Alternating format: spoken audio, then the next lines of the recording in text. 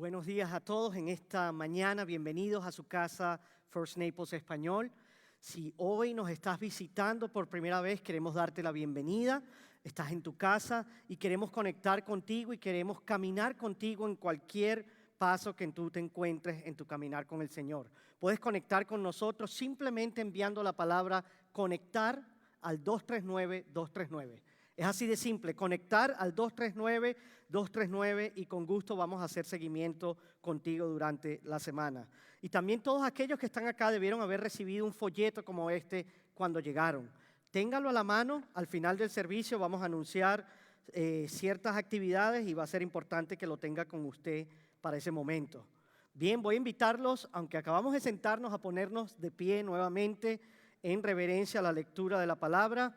Vamos a estar hoy en Hechos capítulo 8. Hechos capítulo 8 y vamos a ver cómo es eso de vivir una vida en obediencia. Hechos capítulo 8, versículos 26 al 39. Y dice así: un ángel del Señor le dijo a Felipe: levántate y ve hacia el sur, al camino que desciende de Jerusalén a Gaza. Este es un camino desierto. Él se levantó y fue. Y había un eunuco etíope, alto oficial de Candace, reina de las etíopes, el cual estaba encargado de todos sus tesoros, que había venido a Jerusalén para adorar. Regresaba a su país sentado en su carruaje y leía al profeta Isaías. Y el Espíritu dijo a Felipe: ve y júntate a ese carruaje. Cuando Felipe se acercó corriendo, le oyó leer al profeta Isaías y le preguntó: ¿entiende usted lo que lee? El eunuco le respondió: ¿cómo podré, a menos que alguien me guíe? E invitó a Felipe que se subiera y se sentara con él. El pasaje de la escritura que estaba leyendo era este: como oveja fue llevado al matadero, y como cordero mudo delante del que lo trasquila, no abre él su boca. En su humillación no se le hizo justicia. ¿Quién contará su generación? Porque su vida es quitada de la tierra. El eunuco le dijo a Felipe: le ruego que me diga, ¿de quién dice esto el profeta? ¿De sí mismo o de algún otro? Entonces Felipe, comenzando con ese pasaje de la Escritura, le anunció el evangelio de Jesús. Yendo por el camino, llegaron a un lugar donde había agua, y el eunuco dijo: ahí hay agua, ¿qué impide que yo sea bautizado? Y Felipe le dijo: si usted cree con todo su corazón, puede. Creo que Jesucristo es el Hijo de Dios, respondió el eunuco, y mandó parar el carruaje. Ambos descendieron al agua y Felipe lo bautizó. Al salir ellos del agua, el Espíritu del Señor arrebató a Felipe y no lo vio más el eunuco, que continuó su camino gozoso. Amén. Pueden tomar asiento.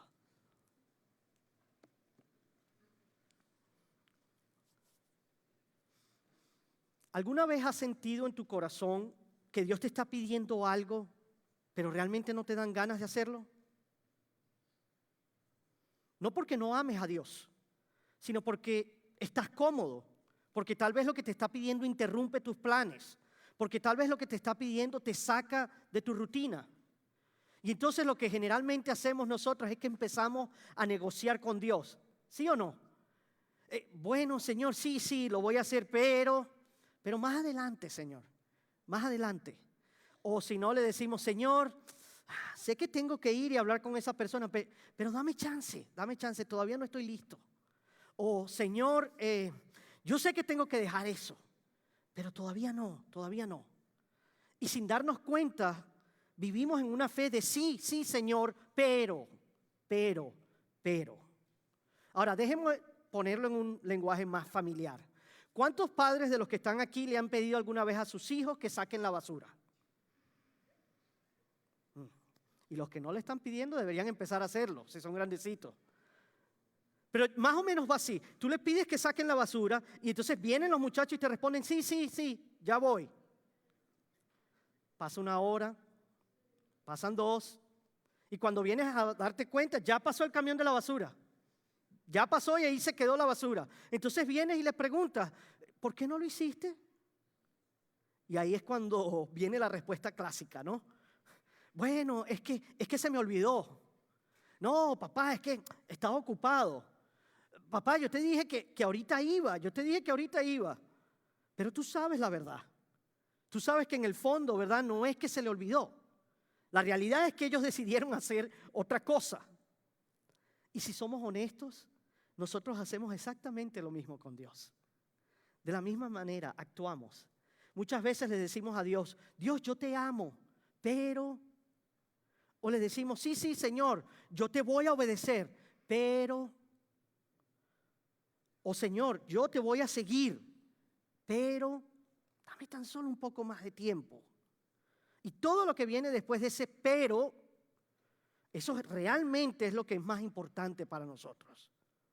Por eso hoy quiero decirte algo con mucho amor, pero también con mucha claridad. Cuando somos llamados a obedecer, debemos obedecer. Porque la obediencia postergada es desobediencia total. La obediencia postergada, la obediencia dilatada es simplemente desobediencia total. Porque en realidad no importa cuáles sean nuestras intenciones, Jesús fue claro y nos dijo, si ustedes me aman, obedecerán mis mandamientos. En el contexto que estamos hoy, en Hechos 8, el evangelio está en movimiento. El evangelio se está moviendo por el mundo, está saliendo de Jerusalén y se está extendiendo hacia Samaria. Y donde quiera que llegue el evangelio, transforma todo por completo. Así que vemos una historia de personas siendo liberadas de su pecado, personas siendo liberadas de sus adicciones, de la oscuridad, de los demonios. Y todo gracias al poder de la resurrección de Jesús y a su evangelio. Pero la vida cristiana no se trata simplemente de creer algo. No es solo creer, hay algo más. También se trata de seguir a alguien. Y si realmente quieres vivir plenamente en Jesús, estarás más vivo que nunca cuando estés viviendo con Él en obediencia. Cada paso de obediencia en la vida cristiana es un paso de amor, es un paso de gozo y es un paso de paz. Y uno de los primeros pasos de obediencia para todo creyente es el bautismo. Así que en este pasaje de hoy veremos a dos hombres que viven en obediencia. Y también veremos que si queremos vivir en obediencia, primero tenemos que creer en Jesús y luego ser bautizados. Porque la fe verdadera no se queda escondida en lo privado, sino que la fe verdadera siempre se hace pública. Así que vamos a ver ese primer paso, creer en Jesús, versículos 26 al 35. Allí en el versículo 26 nos dice, un ángel del Señor le dijo a Felipe. ¿Quién era este Felipe? Felipe era un diácono evangelista de la primera iglesia que existió, de la iglesia primitiva. Era como un Billy Graham de su tiempo, ¿sí? Y este Felipe había estado predicando el evangelio en Samaria. Y lo que se estaba viendo en Samaria era una explosión del evangelio. Era una región que estaba experimentando un avivamiento espiritual y un gran éxito en el ministerio. Y justo en ese momento, justo en medio de ese mover de Dios, el Señor envía un ángel a Felipe para decirle, levántate y ve hacia el sur a un lugar desierto. ¿Te imaginas tú eso? ¿Te imaginas que tú estás en el mejor momento de tu vida profesional? Todo está funcionando, la gente está respondiendo, hay resultados, hay crecimiento, la influencia es cada vez mayor y de repente viene Dios y te dice, no, levántate, deja todo eso y ve a otro lugar. ¿Lo harías tú? Yo dudo mucho que yo lo haría. Seguimos, versículo 27, dice, él se levantó y fue. Es decir, Dios le pidió que fuera a un lugar en medio de la nada, sin explicaciones, sin detalles. Porque el trayecto de Jerusalén a Gaza no solo era un trayecto difícil, también era largo, unas 200 millas. Era un trayecto difícil y era también peligroso estar allí. Honestamente, si yo hubiese sido Felipe, tal vez yo habría tenido algunas preguntas. Bueno, Señor, pero ¿por qué?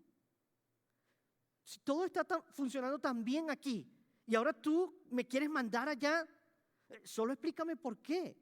¿Cuál es el objetivo de todo esto? ¿Pero qué hace Felipe? No, Felipe no hace preguntas. Él no hace ningún tipo de preguntas. Él no discute. Él simplemente confía y obedece. Confía y obedece. Y la realidad es que Felipe no sabía lo que iba a pasar después. No tenía ningún tipo de garantía. Pero hay algo que Felipe sí hacía. Felipe era sensible al Espíritu Santo y Felipe confiaba en la dirección del Espíritu Santo. Entonces nos dice la palabra que había un eunuco etíope, un alto oficial de Candace, reina de los etíopes. Este hombre venía de Etiopía, de África. Y este lugar de donde él venía se encontraba más o menos a 550 millas de Jerusalén. Había hecho un viaje hasta Jerusalén. Y nos dice la palabra que este hombre era un alto funcionario del reino. Un alto funcionario a cargo del departamento de tesoro. Así que este hombre tenía un buen estatus social y tenía poder económico. Era poderoso, era influyente, tenía riquezas, tenía una gran comitiva de sirvientes que viajaba con él, pero a pesar de todo, ese hombre se sentía vacío. Se sentía vacío. Y nos dice la palabra que él había venido a Jerusalén para adorar. Entonces, este hombre era o un judío o un temeroso de Dios. Es decir, un gentil simpatizante del judaísmo. Y él deseaba adorar a Dios junto con el pueblo de Dios. Pero él tenía un problema. El problema de este hombre es que la ley judía no le permitía entrar al templo por ser eunuco. Así que él no podía acercarse. No podía entrar al templo. Lo único que él podía hacer era quedarse afuera, allí en el atrio de los gentiles. Este hombre entonces se sentía marginado. No solo marginado, sino también excluido. Estaba allí tan cerca, pero a la vez estaba tan lejos. Entonces, cuando regresaba a su país, versículo 28, sentado en su carruaje, iba leyendo al profeta Isaías. Este hombre era lo suficientemente rico como para tener una copia del libro de Isaías. Porque tener una copia de los pergaminos del libro de Isaías en ese entonces era extremadamente costoso. Así que este hombre tenía suficiente dinero para hacerse con una copia del libro de Isaías. Y estaba allí leyendo, buscando, tratando de entender. Había ido a la ciudad santa en busca de Dios, pero todavía se encontraba confundido. De hecho, iba de vuelta a su país confundido, no tenía las respuestas. ¿Alguna vez te ha pasado eso? ¿Alguna vez te has sentido tú así? ¿Has venido a la iglesia buscando respuestas a las interrogantes de la vida y sales más bien con más preguntas? Porque yo sé que es muy fácil venir a la iglesia con esa esperanza de encontrar respuestas a esas grandes interrogantes y luego marcharse confundido. Mucha gente a veces dice, sí, creo que tengo que cambiar algo, pero no sé qué. Otros pensarán, bueno, aprendí algunas palabras nuevas en griego, pero yo no sé ni qué hacer con eso cuando llegue a la casa. Por eso, para mí como pastor siempre es importante que tú entiendas lo que estamos predicando. Y mucho más importante, siempre pienso cómo sales tú por allí, por esa puerta, a la vida real y cómo aplicas la palabra a tu vida. Continuando en el texto, en los versículos 29 y 30, ¿qué nos dice? Nos dice que el Espíritu le dijo a Felipe, ve y júntate a ese carruaje. ¿Y qué hizo Felipe? De nuevo, obediencia inmediata. Felipe se acercó corriendo, sin peros, sin excusas, sin preguntas. Él salió y se acercó corriendo. Simplemente iba allí caminando por el camino de Jerusalén a Gaza y de repente el Espíritu Santo le dice, ¿tú ves ese carro allá? ¿Ese carruaje? Ve, acércate y habla con ese hombre que va allí. Y Felipe no lo dudó, tampoco lo pospuso. No, espérate, Señor. Déjame terminar aquí el platico de comida y salgo corriendo. No dijo ningún tipo de excusa, salió corriendo allí. Y no quería Felipe perder esa oportunidad que le estaba dando Dios. Era una oportunidad que Dios le había presentado y él no iba a permitir que se escapara de sus manos. Porque lo que Dios estaba haciendo con estos dos hombres es que Dios estaba cruzando el camino de ellos. Dios estaba cruzando sus caminos. Esto no se trataba de un encuentro cualquiera.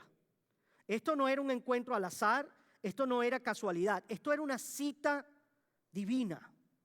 Dios había estado obrando en la vida de ambos hombres, había estado moviendo sus circunstancias y había alineado los momentos para que ellos se encontraran justo allí, justo en ese instante.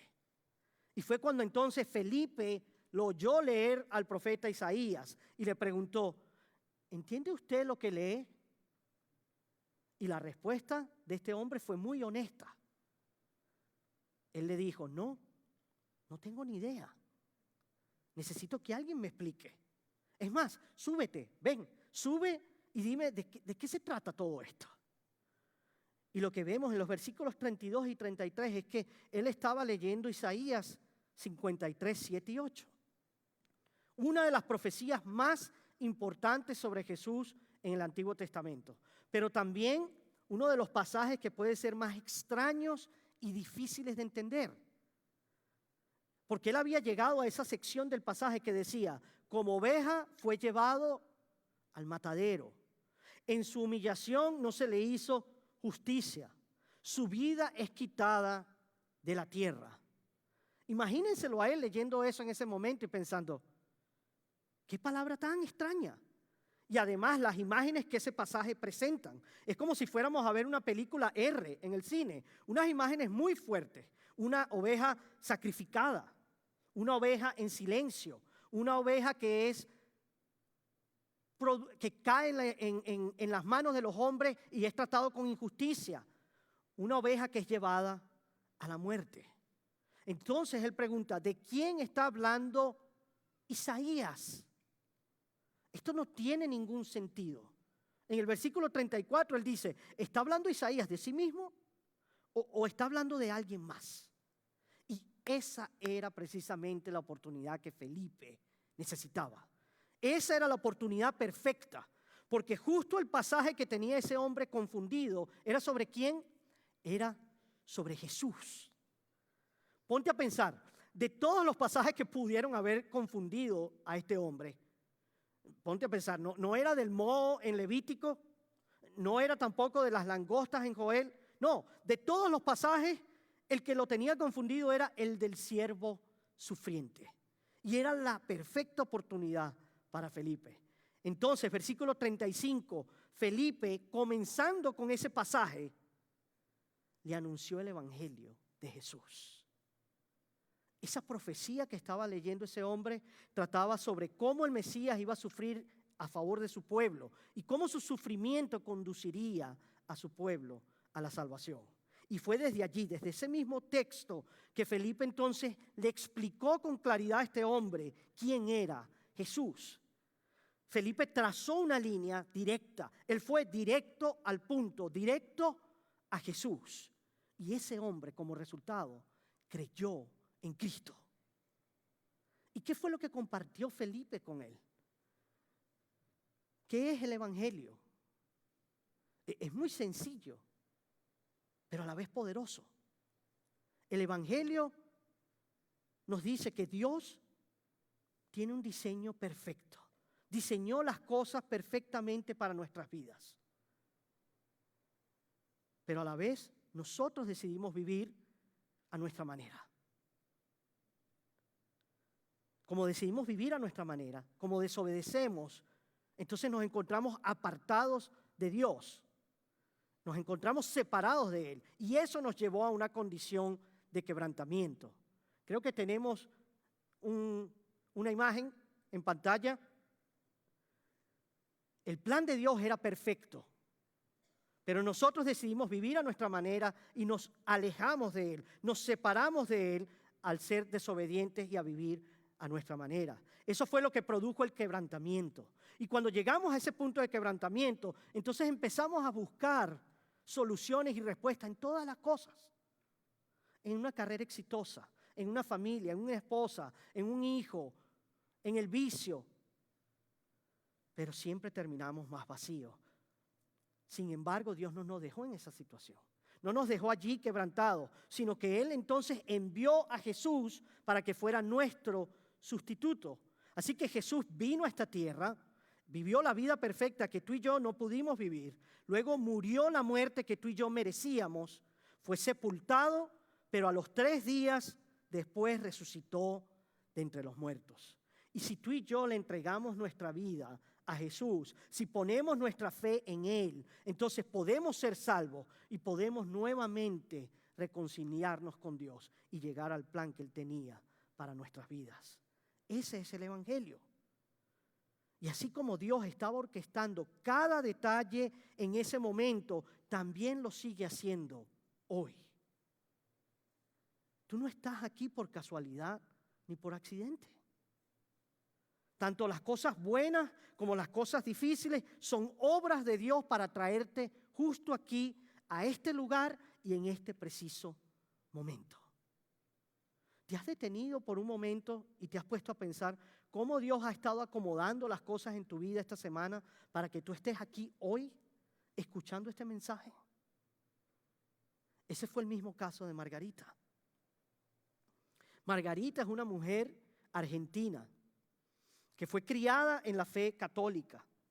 Una mujer que, como yo, venía del catolicismo. Una mujer que hizo incluso estudios teológicos en el catolicismo.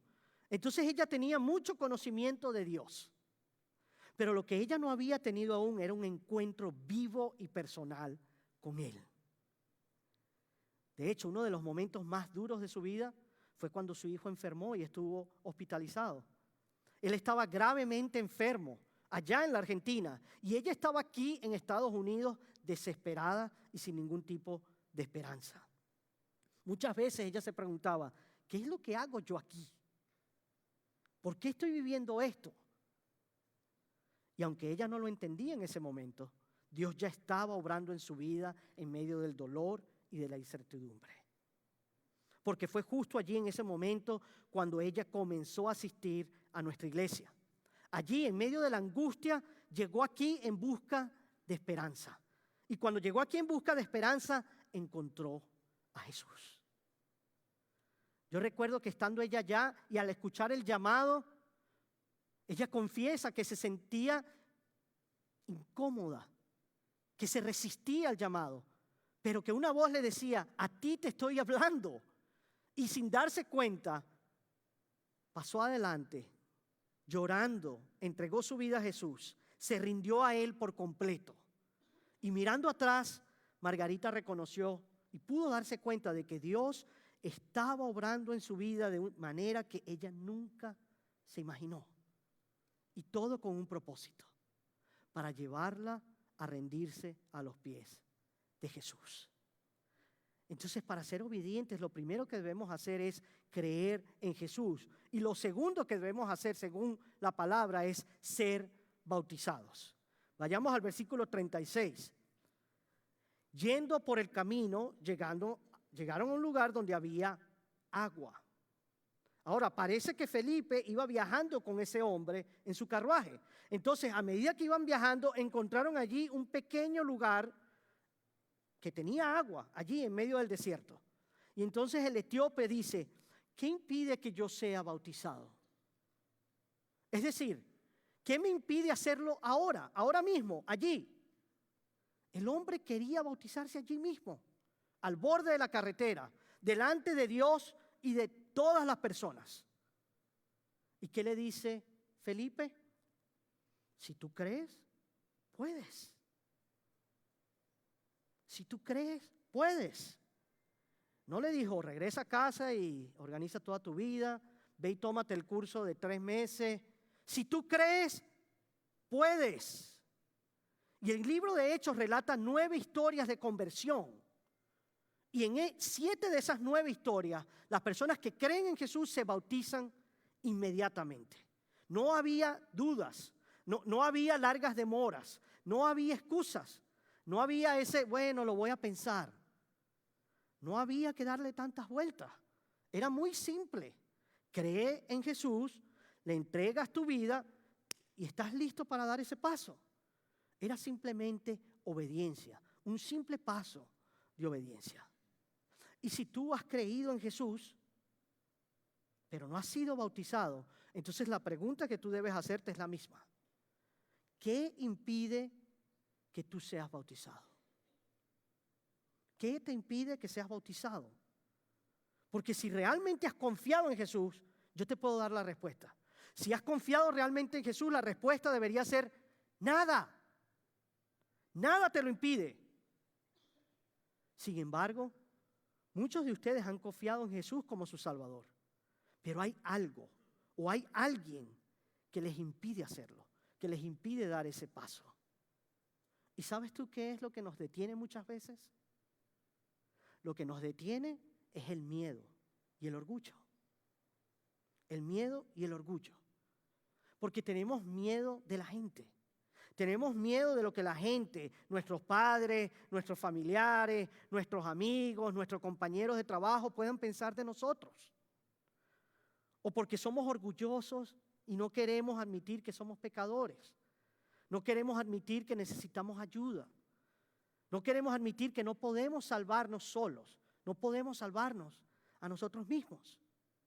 En el fondo, muchas veces lo que nos detiene es querer tener el control o querer cuidar lo que otra persona pueda pensar de nosotros. Y muchas veces tememos no ser lo suficientemente buenos para dar ese paso. Muchas veces nos decimos a nosotros mismos, no, yo no estoy listo, yo no soy suficientemente bueno para bautizarme, así que, bueno, mejor decido hasta que sea digno de hacerlo. Pero el problema es que de esa manera nunca vas a llegar a bautizarte. Porque por nosotros mismos nunca seremos lo suficientemente buenos. Porque por nosotros mismos nunca seremos lo suficientemente dignos. Somos dignos por Jesucristo. Somos dignos por lo que Él hizo por nosotros. Y si nos negamos a obedecer, de nuevo, la obediencia postergada sigue siendo desobediencia. Entonces, tal vez algunos de ustedes está acá hoy y todavía no comprende bien lo que es el bautismo. Entonces, ¿qué es el bautismo? El bautismo es algo muy sencillo, pero a la vez tiene un gran significado y un profundo significado. ¿Qué es el bautismo? Es una profesión pública de tu fe. Es una profesión pública de tu fe. El bautismo no es, hey, miren lo que yo hice, sino más bien, mira lo que hizo Jesús por mí. Y cuando tú te bautizas, le estás diciendo al mundo que te observa que el viejo tú murió y que ahora eres una nueva persona, una nueva criatura en Cristo. Es una declaración pública de una transformación que ya ha sucedido internamente. Y este hombre que estamos viendo en la historia, él quería que todos en su entorno supieran que él creía en Jesús. A él no le importó mojarse en ese momento con la ropa que tenía puesta. A él no le importó lo que los otros pensaran. A él no le importó humillarse delante de otros. Él quería que todos supieran que Jesús era su Señor y su Salvador. Él no se avergonzaba para nada de identificarse públicamente con Cristo. Es como el anillo de bodas que tú llevas en tu dedo. Piensa en tu anillo de matrimonio. ¿Sí? Por allá, por el 2002, yo le dije sí a Cristina. Y con este anillo sellé ese compromiso hasta que la muerte nos separe. El anillo que yo llevo puesto simboliza mi relación con ella y mi compromiso con ella. En realidad no es el anillo lo que hace que ella y yo estemos casados, pero sí demuestra que estoy casado con ella. Es más, si yo me quito el anillo, sigo casado con ella. Y si tú te encuentras mi anillo en el pasillo y te lo pones, más vale que no pienses que estás casado con ella. El anillo es solo un símbolo. Es algo que llevo puesto en mi dedo, que todo el mundo puede verlo. Es un símbolo público de mi compromiso personal con ella. Y eso es exactamente lo que es el bautismo. El bautismo es una declaración pública de que tú perteneces a Cristo, de que tú eres cristiano y de que tú vives en Él.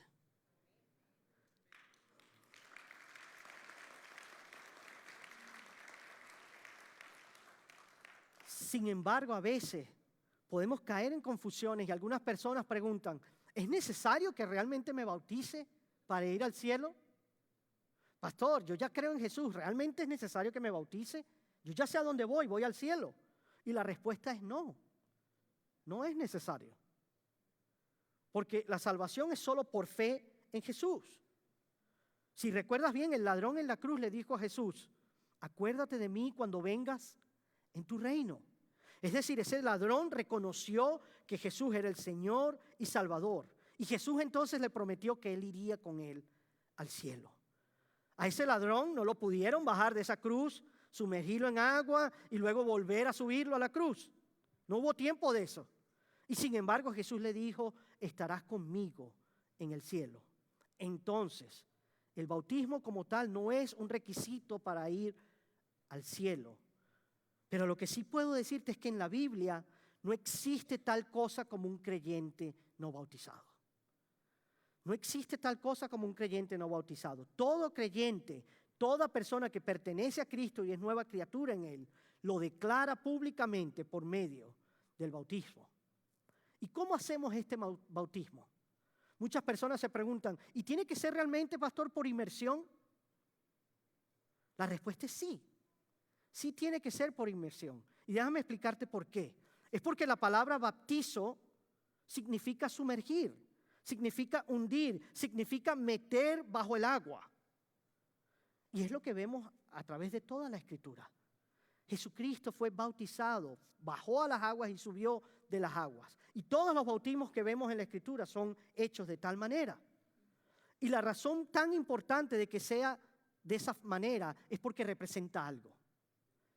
El bautismo representa algo. El bautismo representa una imagen de la muerte, de la sepultura y de la resurrección con Cristo. Por eso Felipe y el etíope se sumergieron en el agua y salieron de ella. Como nos dice Romanos 6:4, nos dice que somos sepultados con Cristo en el bautismo y somos resucitados con Él para una vida nueva. Es por eso que hacemos de esa manera el bautismo. Y ahora otra pregunta que solemos hacernos es, ¿el bautismo me limpia de mis pecados? Pastor, yo quiero bautizarme por 5ª vez porque es que necesito limpiar un poco mis pecados. Este año he sido muy tremendo, pastor. El bautismo no limpia nuestros pecados, no. Solo la sangre de Jesucristo limpia los pecados. No hay nada mágico en el agua. No hay nada mágico en el agua. Es agua en la playa o es agua en una tina. Pero sí es un símbolo, sí es una imagen. Es una imagen de lo que ya ha ocurrido. Es esa imagen de que aunque el agua no tenga poder especial, tú estás siendo sepultado y estás resucitando para nueva vida en Cristo. ¿Y quién debe ser bautizado? Por ejemplo, si yo ya fui bautizado de bebé, ¿necesito bautizarme como adulto? Si ahora sigues a Jesús, sí. Si ahora sigues a Jesús, sí debes bautizarte como adulto. Y te voy a explicar por qué. Porque el bautismo de bebé fue una declaración de tus padres, no tuya. Fue una declaración de tus padres. Fue una forma en que ellos te consagraron y prometieron criarte con la intención de que algún día tú llegases a tener una relación personal con Cristo. Pero lo que nos muestra la palabra es el bautismo de creyentes. La palabra muestra el bautismo de creyentes y lo que eso significa es que el bautismo del creyente es una decisión personal de cada persona. Cada persona toma ese paso porque cree en Jesús y porque tiene una relación con Él. Y es más que evidente que cuando éramos bebés no podíamos tomar tal decisión. Pero hoy que somos seguidores de Cristo, conscientemente podemos decir, sí, Señor, hoy me bautizo en tu nombre, hoy vivo para ti. Así que ese bautismo de bebé fue como un anillo de compromiso. Un anillo de compromiso. Y cuando ya te bautizas de adulto por tu propia convicción, es como el anillo de bodas. Y si ya fui bautizado por inmersión, ¿necesito bautizarme de nuevo? Hay solo un Señor. Un solo Señor, una sola fe, un solo bautismo. Entonces la pregunta es, ¿Eras realmente creyente cuando te bautizaste? Si la respuesta es sí, entonces no necesitas volver a hacerlo. Recuerda, el bautismo no lava tus pecados, solo la sangre de Jesús lava tus pecados. Pero si no habías creído en Jesús cuando lo hiciste, si en ti hay una pequeña duda de que no habías creído en Él, si en ese momento tú no estabas seguro de que eras uno con Cristo, si en ese momento tú no sabías a dónde ibas tú si fueses a partir de esta tierra, entonces simplemente lo que hiciste fue mojarte. Lo que hiciste fue darte un chapuzón en la playa, pero no te bautizaste. Entonces, si ese fue el caso, sí necesitas bautizarte hoy como creyente. Y me imagino la última pregunta es realmente importante el bautismo? ¿Cuál es la importancia de todo esto? ¿Es realmente importante? Y la respuesta es sí. Sí es muy importante. Y es importante porque es un acto de obediencia.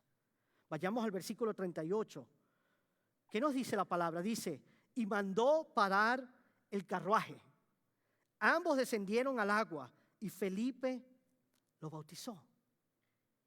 Fue tan importante para ese hombre que él detuvo toda la comitiva, se bajó del carruaje para ser bautizado en unas aguas turbias y sucias. Y allí, frente a todos, como testimonio de lo que Jesús había hecho, se bautizó. Porque para ese hombre obedecer a Jesús era más importante que cualquier otra cosa. Y Margarita, retomando la historia que les conté, también dio ese paso de obediencia. Ella dio ese paso de obediencia y fue bautizada aquí en esta iglesia. Y no fue en un momento fácil para ella. No fue en un momento fácil. Fue en medio de todo su dolor. Fue en medio de toda su incertidumbre. Fue en medio de todas esas preguntas que ella tenía y que todavía no tenía respuesta. Porque déjame decirte algo. Siempre hay un costo cuando tú decides hacer tu fe pública. Siempre hay un costo. No siempre va a ser persecución o peligro, pero sí es rendición. Sí nos va a costar rendirnos a Él, soltar el control, confiar sin tener todas las respuestas, obedecer cuando aún no entiendes lo que Dios está haciendo. Y ese costo no es nuevo. Ese costo no es nuevo. En la iglesia primitiva, en estos tiempos que estamos viendo, y aún hoy en algunos lugares, bautizarse es prácticamente sinónimo de rechazo, de pérdida de relaciones o de incluso persecución. Porque el bautismo no es cultural, no es algo que a la cultura le llame mucho la atención y tampoco el bautismo es cómodo. Es una decisión que tiene consecuencias reales. Pero ¿sabes qué? Sin embargo, a lo largo de la historia, el pueblo de Dios ha seguido obedeciendo. Y hoy también lo sigue haciendo. Y Margarita no fue la excepción. Ella obedeció. Ella se bautizó.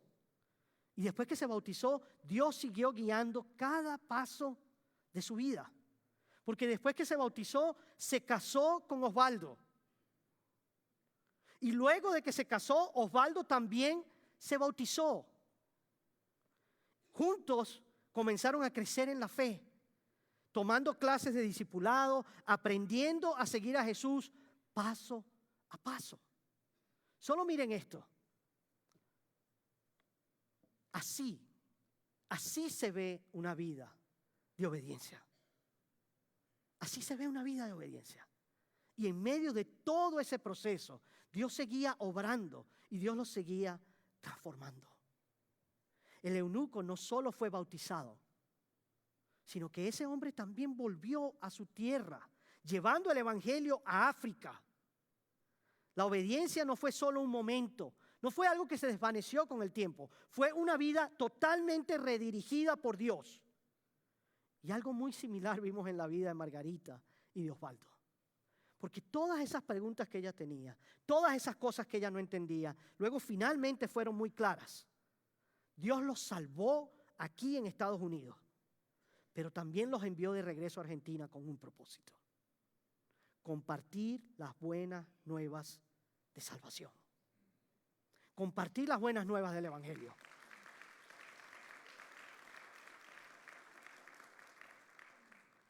Así que mis hermanos, obedecer a Jesús tiene un costo. Obedecer a Jesús tiene un costo. Pero déjame decirte algo. Vale la pena. Vale la pena, lo vale todo. Y tú no tienes ni siquiera la más mínima idea de cómo Dios puede utilizar tu testimonio e impactar a las demás personas. El versículo 39 nos dice que al salir ellos del agua, el Espíritu del Señor arrebató a Felipe y no lo vio más el eunuco. Pero ¿sabes qué sí hizo este hombre? Este hombre continuó, nos dice, su camino con gozo. Continuó su camino con gozo. Hay un gozo que solo llega cuando decides obedecer a Jesús. Es un gozo. Y algunos de ustedes aquí hoy están a solo un paso de obediencia para experimentar ese verdadero gozo. Y hoy Dios te está llamando a que des ese paso. Cualquiera que sea, te está llamando a que des ese paso. Porque no es tu pasado lo que te detiene. Esas son solo excusas. No es tu pasado lo que te detiene. No es tu pecado. No es tu historia. Eres tú. Eres tú.